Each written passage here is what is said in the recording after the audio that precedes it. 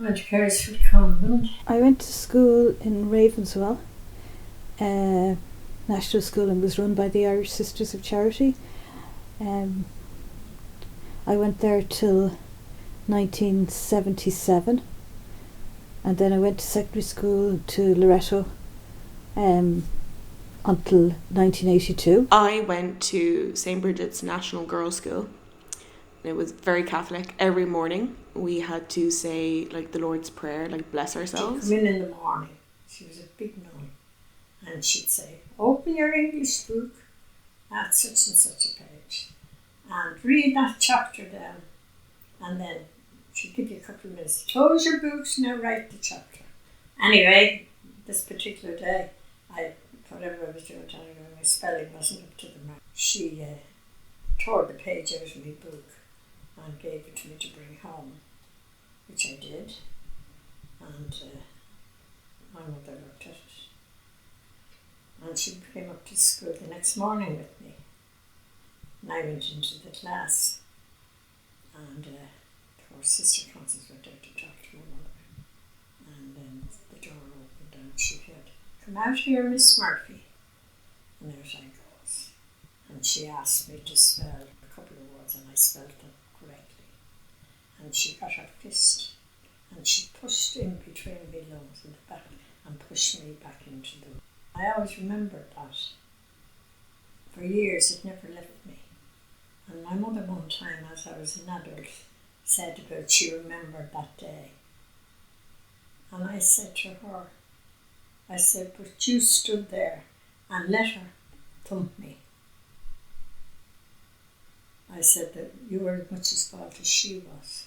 And, in secondary school we had to do confession, like almost every 2 weeks. It was really bad. I ran out of things to say because I was 16 years old and clearly was not sinning. But I do remember when, I would go home and I would tell my mum that we were in confession that day, and she would just be so annoyed because we were 16. What did we have to be sorry for? Yeah, my family were very strict. We said the rosary every night.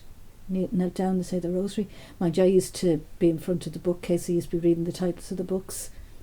And you'd be we'd each have a decade of the rosary to say, and mine was the last one, and then you'd be counting, did I move my beads or what, and sometimes my brother would shout and say, "You've said too many, should be the glory be now at this stage."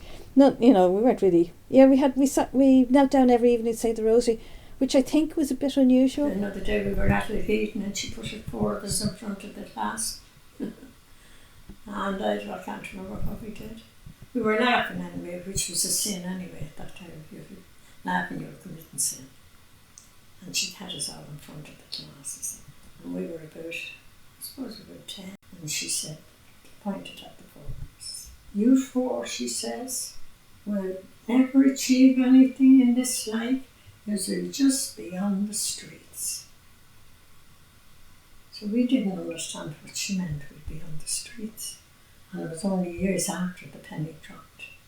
Now, for somebody to say that to children and proclaim that they're religious is beyond me. Yeah, I'm still religious. I think it's ingrained in me at this stage. It's not something you'll just shake off. Yeah, I definitely was much more black and white when I was in my 20s than I am now. You got married and you knew absolutely nothing. I got married in 1959, and around that time, if you were pregnant and you were going to get married maybe sometime, but if you did get married, they married you. Assuming you were a Catholic now, I don't know what other religions did, but from the Catholic point of view, if you did that, you were married after 12 o'clock Mass. It was the last Mass on the Sunday, and then the word of God rang in you. Oh, it was a stigma, it wasn't the done thing. I mean, in those days, if you got married, you were expected to have children, and she was doing the right Catholic thing, having children. She had 3 of us in Quixis for 3 years. She had a child, and the years that she didn't have a child, she had a miscarriage.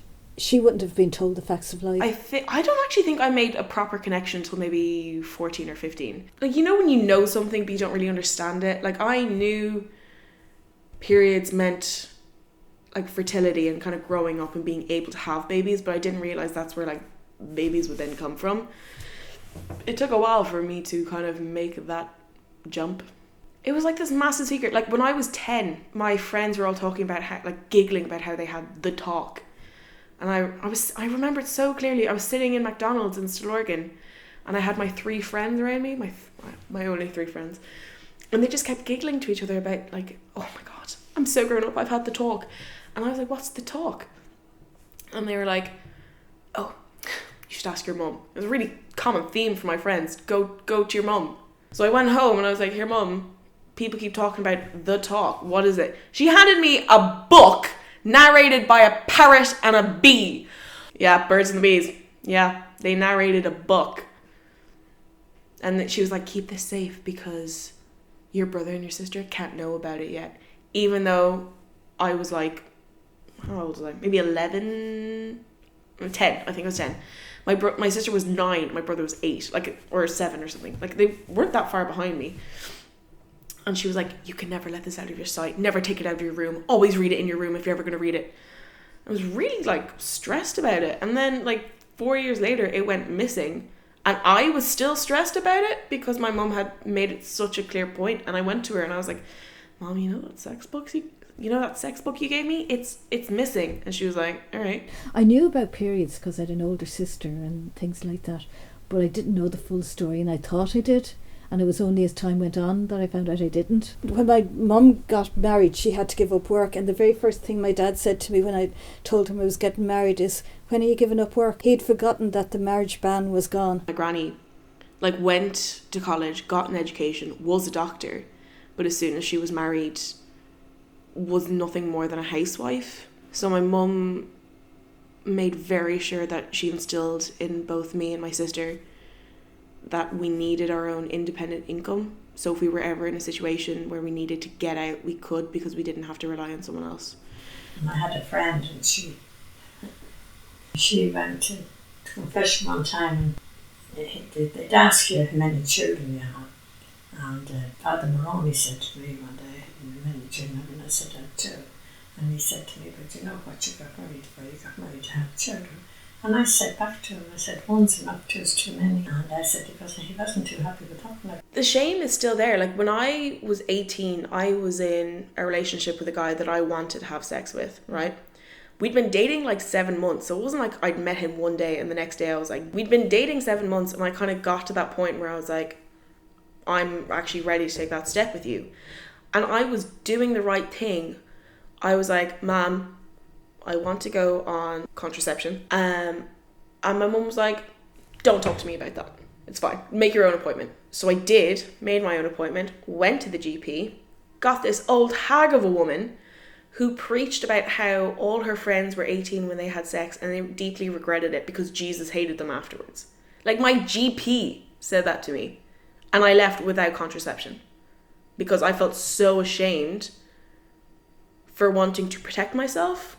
Christianity really changed that because it changed the way people viewed women quite badly, because it transformed her position to being one of an actual person to being more this kind of idea. And I think it's very hard to live up to an idea, no matter who you are, no matter what the idea is. And that really came to a head in like in the 20th century, because these idealized versions kind of became law as well. So in Ireland we had like really strict laws, say with like divorce, abortion, bodily autonomy just went completely out the window. Not only just with like abortion, but like rights to your own body within a marriage. Like it was only 16 years ago, divorce was legalized, and only just a little bit before that rape was made illegal within a marriage. Like you couldn't be raped by your husband because you were owned by him.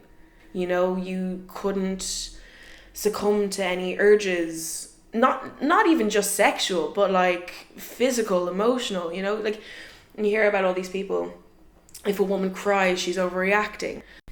That I just remember, if we were wearing a blouse or something, it had to be buttoned right up to the top, or kind of 2 fingers down from the top of your neck.